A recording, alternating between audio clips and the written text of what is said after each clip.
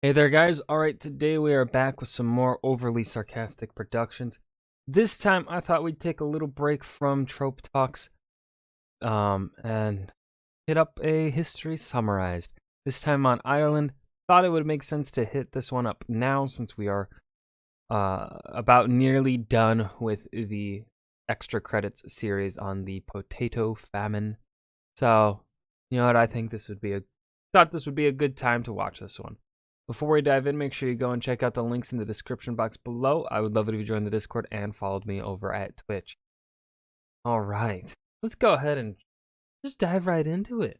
On the surface, the history of Ireland seems like the tale of one island getting beat up for over 1,000 years straight. Yes or no, I think that's all you need to say. And, well, that's not incorrect, I'll be honest with you. But from another perspective, it's a story of a unique civilization rising from the intersection of two very different worlds, and then remarkably enduring through centuries of subjugation and hardship. When it's all too common to see entire cultures wiped from existence because of colonial oppression, Ireland is a very hard-fought counterexample. To see what makes Ireland's history so special, and to learn how Irish culture survived to the present day, let's do some history. This video is brought to you by Audible. More on that later. Our story begins with the migration of the Celts from Central Europe sometime in the 5th to 3rd-ish centuries BC. Okay, look, it's an ancient migration, alright? Dates are gonna be finicky on this one. And they settled on this little island here, which they named Eire after the goddess Eru, which I maybe said right? I don't know. I'm just gonna try and say as few Irish names as possible so I don't embarrass myself, which is Fair enough, I respect it. where we get the name Ireland. And speaking of language, they spoke an early version of Irish, which is a subset of the Gaelic language family, which is a subset of the Celtic language Which is a subset of the Indo-European language? family. Not confusing at all. Though Ireland's didn't have Like, how far back do we go? What was before Celtic? We just called it Indo-European? a written literary tradition, the culture venerated storytelling bards, as well as druids, who are priest-like figures that doubled as historians, judges, and even doctors. Another popular profession in Ireland was, surprisingly enough, king, because there was no overarching central authority, so Ireland usually had somewhere around 150 local tuatha that What? each had their own king. And there were no cities at this point either, so people just clustered into groups on available farmland and got to it. Though Ireland And then just started boinking. wasn't politically unified, they shared many elements of art and religion, from Celtic knots to Cuchulainn. Irish mythology is rad, and you can see some examples here, but there are also all manner of gods, Irish mythology? I think it's dope. It's pretty cool. heroes, and some They also don't have depressing endings like the Greeks most of the time. At least from what I'm remembering from Red's videos, they've been enjoyable. pretty bonkers magic too. Sadly, we don't have as much information on them as we might like because the Irish mythological cycle wasn't codified until centuries later, and parts of it have since been lost. Plus, the stories themselves sometimes conflict with one another on account of how regional these oral traditions were. Though we today And because of the English, as I think Red mentioned in the last video she did, like the last video we watched of a Irish mythology or Celtic mythology, I think she went on a tangent on it. we only know so much about early Celtic Ireland, the picture gets clearer and the culture gets richer with Ireland's second big arrival, Christianity. Ireland actually got the good end of the deal on this one because their conversion was peaceful and it didn't involve them getting invaded by Rome. Win-win, and quite the opposite in fact. Hey, could you guys kindly not sail over here and kidnap people? As Irish pirates often found their way to the western coast of Roman Britain. In one instance, a captured young Roman lived in Ireland for 6 years before escaping back to Britain, and after some soul-searching, he trained in France to become a priest and set back out to Ireland in the hopes of converting the people Ring to ring, Jesus is your new king. Christianity. Though he wasn't the first Wow, who knew being polite was such an effective strategy? missionary to Ireland, this Saint Patrick, as you've probably guessed, was certainly the most consequential. The dates for his life and career are all over the place, and there's even a theory The two Patricks theory. St. Patrick was actually a combination of Patrick and another figure named Palladius. that Saint Patrick is actually an amalgamation of two different characters, but this show is history summarized, and I am super not qualified to settle very much ongoing debates in the academic historical community. But what we can say for certain is that he never drove the snakes out of Ireland, because Ireland never had snakes. That's just a very polite code word for pagans. And even Well, I wouldn't call it polite. that isn't fully accurate. Patrick, buddy, you're killing me here. Because Celtic culture didn't just go away. It's a classic example of syncretism, where the goal an inclusive approach of combining unique religious practices and beliefs together. Which is why, well, what's so crazy is like a lot of the time when it comes to syncretism, people point to this as one of the main reasons being why Christianity was capable of spreading so far and wide. And of course, that is true. Christianity was very effective at that, but we see that kind of with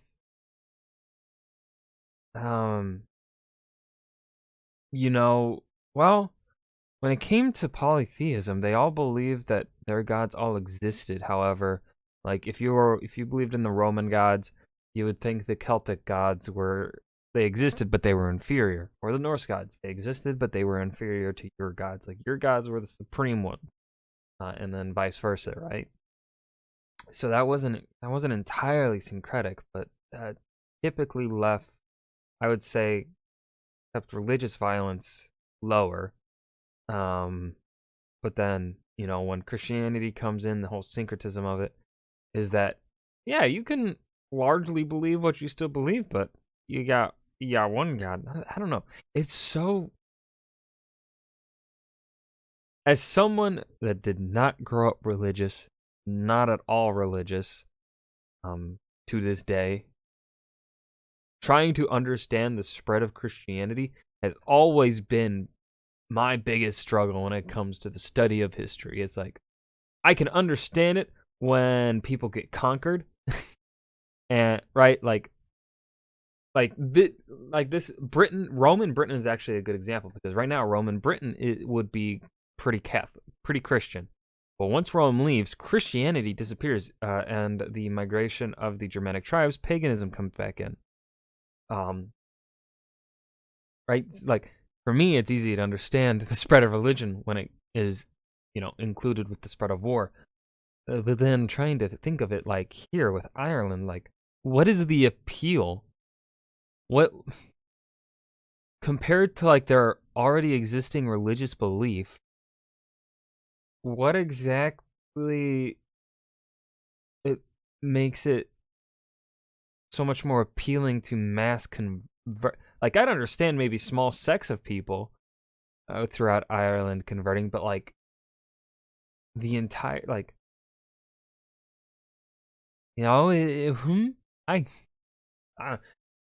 religion confuses me. I'm not a religious scholar. I avoided it pretty much when it came to my thesis when I was working on Anglo-Saxon England. I mentioned it briefly, but largely avoided it.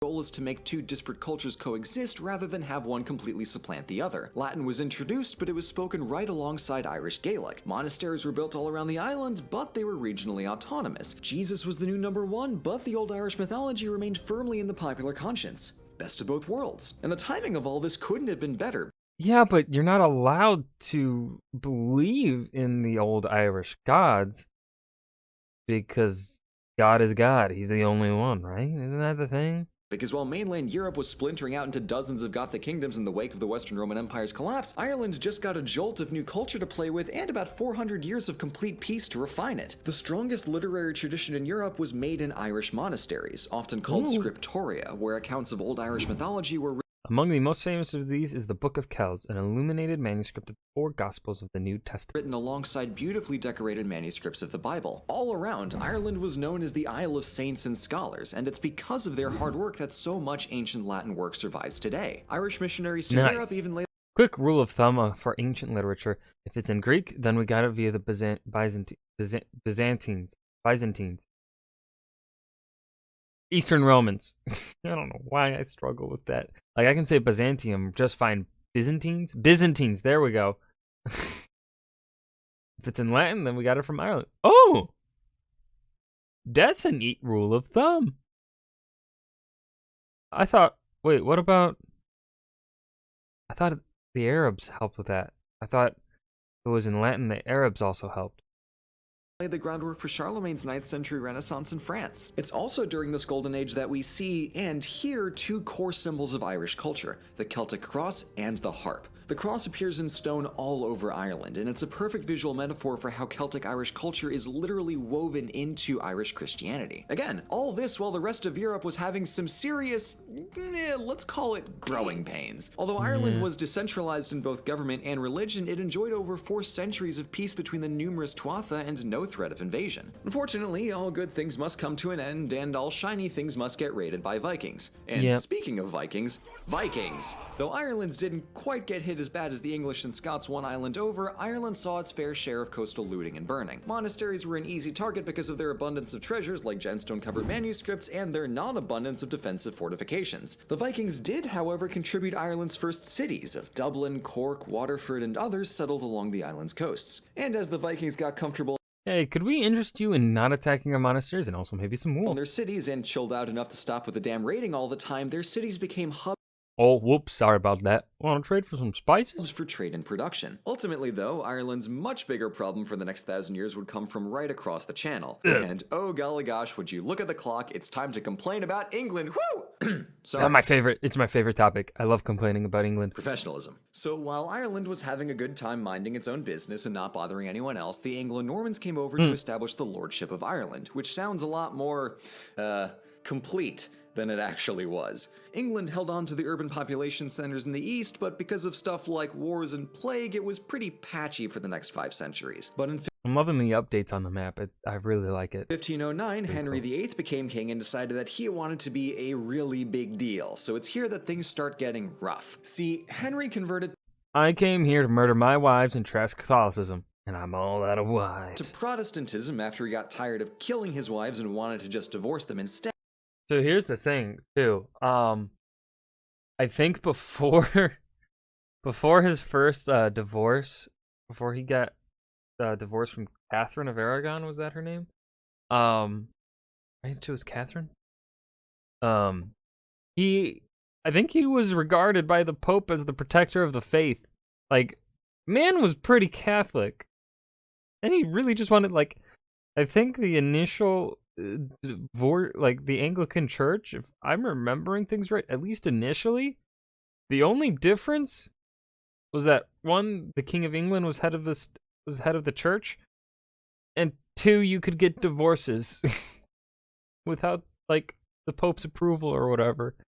Like, there really wasn't any other difference. But Ireland remained firmly Catholic. This displeased Henry, so he made a new push to colonize Ireland, and England made steady progress in beating up on the Irish, taking more and more of their land, and busting down their monasteries and churches. Unsurprisingly, the Irish rebelled. Several times. Nice. In the decade after the union of the English and Scottish crowns in 1603, King James confiscated Irish land in the northern region of Ulster to make way for Scottish colonists to start private plantations. And this marks the start of a couple unfortunate defining trends for the next 3 centuries. First is the treatment of Ireland as a subservient colony and the steady seizure of Irish land, and also the persecution of Catholicism through strict social laws. In the 17th and 18th centuries, Irish farmers became tenants in their own island, and this process only accelerated with the advent of anti-royalist and Civil War extraordinaire Oliver Cromwell, who murdered his way across Ireland during his War of the Three Kingdoms. More land was confiscated, Catholic Irish were forcibly evicted and also banned from certain jobs, and for the next 300 years, Ireland was regarded as little more than a conquered colony. Although the anti-Catholic laws were largely repealed by the turn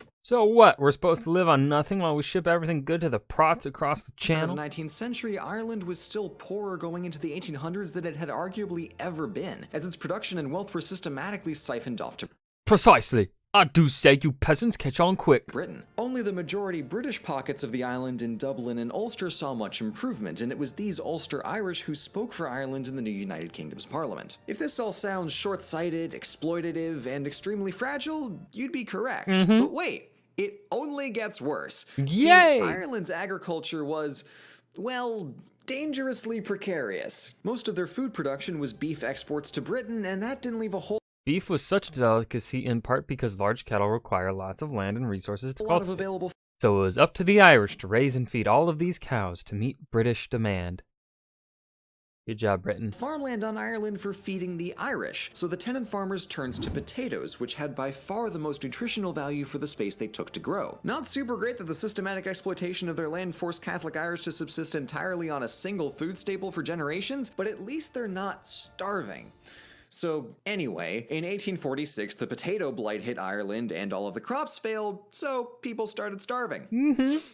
Cool. The thing is, potato crops were going rotten all across America and Europe. Ireland was just the only place where potatoes were the only option. Yep. But with the crisis at hand, Parliament acted swiftly to provide rations and relief to... No, I'm just kidding. Parliamentarians in London insisted that the reports of famine were completely overblown and refused to divert resources for aid. Help did slowly arrive, but it was predicated on putting Ireland through economic reforms to modernize their infrastructure. Yeah, because that's exactly what Ireland was asking for. Not food. God, no. Laissez-faire mercantilism. Way to read the room. What's funny is it wasn't even laissez-faire mercantilism because Ireland couldn't receive or ship out anything to anyone else. It was only to the motherland, to the English. Guys. Eventually, the blight passed and things slowly returned to normal, but not before 1 in 7 people died of starvation and 1 in 4 fled to places like America. This would be why New York and Boston have big Irish communities that materialize out of nowhere in the late 1840s. The more you know. And real quick before we move on to the 1900s, it's not a coincidence that the areas least affected by the famine were the Protestant parts. And if that wasn't bad enough, Britain was also busy shutting down the last remaining hedge schools that taught Greek and Latin to Catholic kids. Before this, Ireland's Catholicism... All right, pack it up, lads. The only language you'll be needing is the Queen's English. Thank you very much. I don't know what accent had that produced turned the into. longest continuous tradition of Greek and Latin anywhere on Earth. But God forbid kids who aren't Anglican be allowed to learn. Gross. Yeah, So, ew. what to do from here? Well, if you're the population of Ireland in the early 1900s, the answer was literally anything else, and that echoed in a call for home rule and their own independent government. However, Ulster was still fiercely unionist, and it almost looked like pro-union and pro-home rule paramilitary groups were going to start fighting about it when World War I suddenly became... All right, chaps, time to show that lame-o Kaiser who's boss. God, what...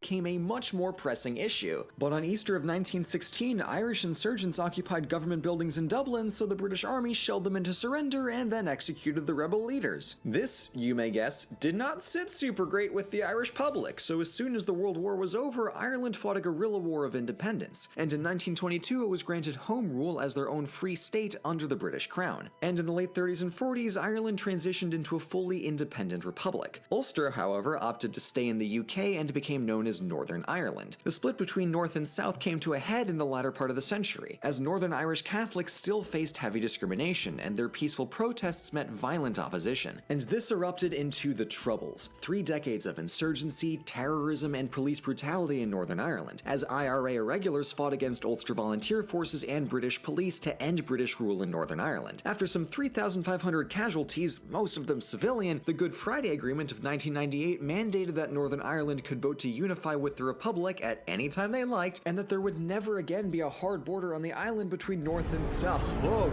Oh, yep.